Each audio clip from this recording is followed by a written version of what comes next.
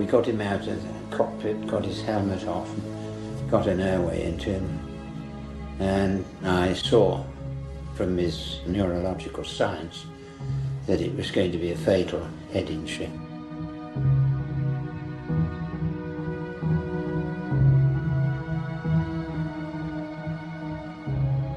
And then he sighed and his body relaxed. And that was the moment, and I'm not religious, that I thought his spirit had departed.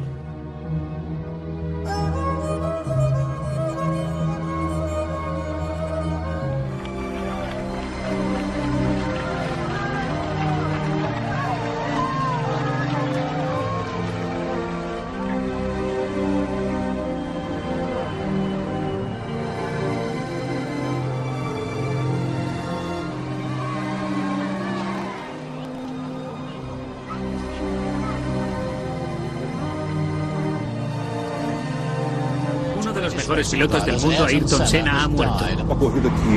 Esta carrera pasará a la historia como una pesadilla. Los médicos no pudieron hacer nada por salvarle la vida. Esta noche el mundo de las carreras estaba conmocionado. ¿Por qué Senna, un triple campeón mundial, repentinamente daba un viraje y se salía de la pista?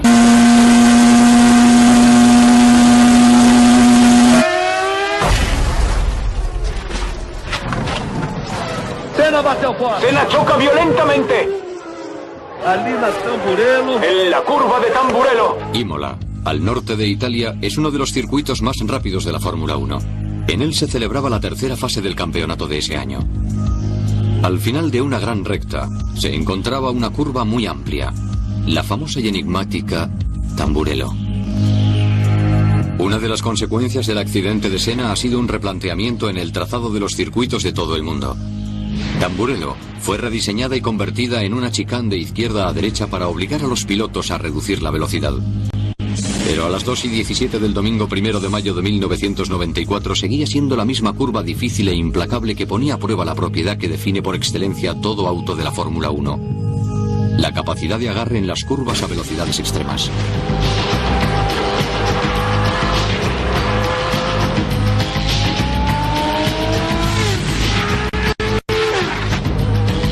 Esta asombrosa cualidad surge prácticamente como por arte de magia, ya que el diseño de un Fórmula 1 está regido por las leyes de la aerodinámica. Por extraño que parezca, una máquina como esta no es tanto un coche como un avión que vuela boca abajo, muy próximo al suelo. El elemento aerodinámico más simple es el ala. En un avión, el ala está colocada de esta forma, y el aire que circula por la parte superior tiene que hacer un recorrido mayor que el que pasa por debajo. De manera que el aire de encima tiene que ir más rápido que el de abajo. Cuanto más rápido circule, menor es su presión. Esto produce un efecto de elevamiento. Daniel Bernoulli demostró en el siglo XVIII que cuanto mayor era la velocidad del aire, menor era su presión. Este es el principio fundamental que explica por qué los aviones vuelan y por qué los autos de Fórmula 1 no se salen de la pista. En un coche de carreras cogemos el ala y la colocamos al revés, de manera que se produce una fuerza de succión, lo que llamamos downforce. Este efecto suelo o downforce es el santo grial de la ingeniería de los vehículos de carreras modernos, porque empuja el coche y las ruedas hacia abajo, aumentando hasta 4 veces el agarre del vehículo al piso.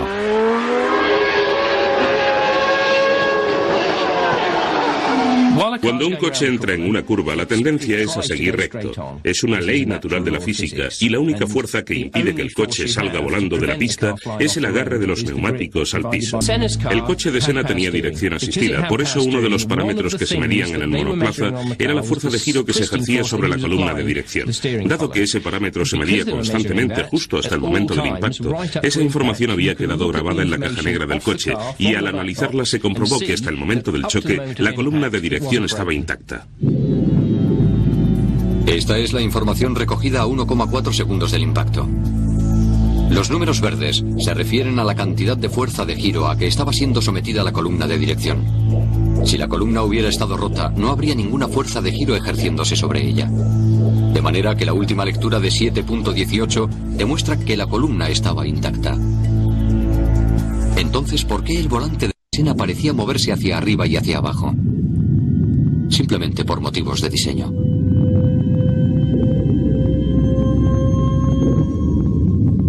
Estas secuencias inéditas muestran la amplitud de movimiento vertical que posee el volante de un Williams Fórmula 1 idéntico al de Senna. El esfuerzo necesario para desviar así el volante es considerable.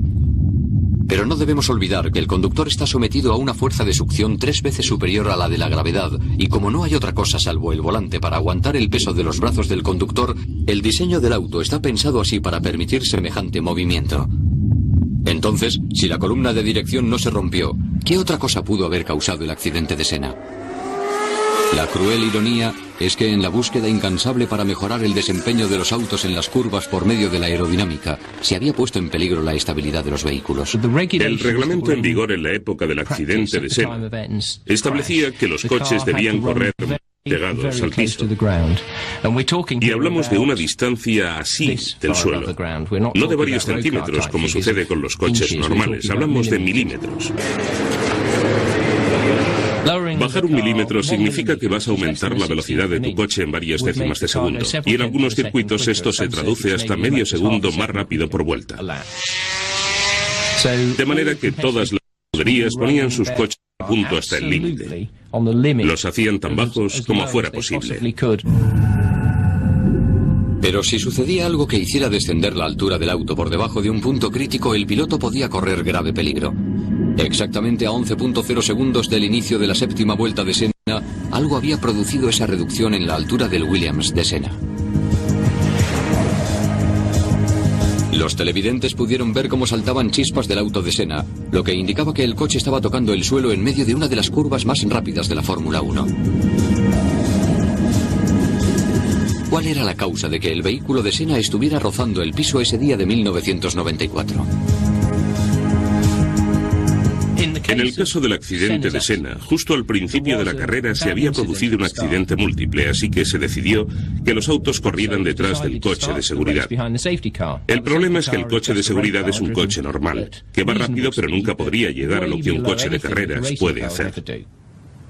La carrera de Imola era solo la segunda vez que se utilizaba un coche de seguridad en una pista seca durante una competición de Fórmula 1, y el resultado fue un caos total, ya que los autos tuvieron que circular lentísimos detrás de él. Los neumáticos que en una situación normal se habrían calentado se enfriaron y se contrayeron. Al contraerse provocaron que la altura del vehículo cayera por debajo del límite de seguridad.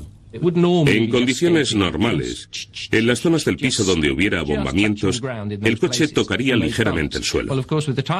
Pero por supuesto, al disminuir la presión de los neumáticos, tal vez en un 25%, la rueda oscilaría en altura hasta 4 o 5 milímetros, y cuando el chasis del auto, que es metálico, da en el suelo, en lugar de producirse el efecto de agarre que te dan los neumáticos, tienes una especie de patín que te hace derrapar. No solo se había suprimido gran parte del efecto suelo al impedir el paso de la corriente de aire debajo del vehículo, ahora este descansaba, durante 1 milésima de segundo, en el metal del chasis.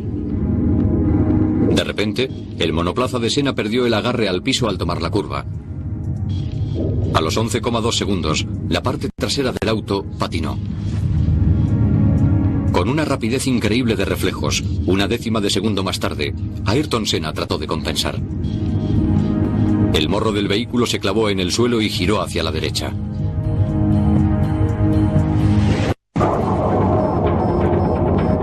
Los datos del ordenador mostraban que Senna había pisado el freno a fondo. El coche intentaba detenerse lo más rápidamente posible, pero a Ayrton Senna se le acabó la pista.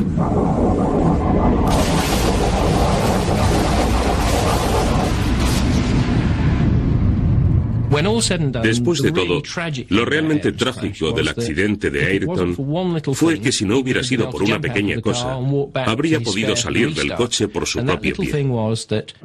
Pero al estrellarse contra el muro, la rueda delantera quedó atrapada entre este y el chasis al hundirse la suspensión. Y mientras el coche patinaba rozando el muro, la rueda salió disparada a presión y le golpeó en la cabeza. Si no hubiera sido por eso, habría salido ileso. Senna murió justo 4 horas después en el hospital. Al llegar a su Brasil natal, recibió un entierro con todos los honores, como el héroe nacional que era. Multitud de admiradores acudieron a rendir y el país declaró 3 días de luto oficial. La lección aprendida del accidente cambió el deporte del motor profundamente. Sin lugar a dudas, esto ha contribuido a salvar muchas vidas desde entonces. Tal vez esto sea un digno legado para un gran hombre.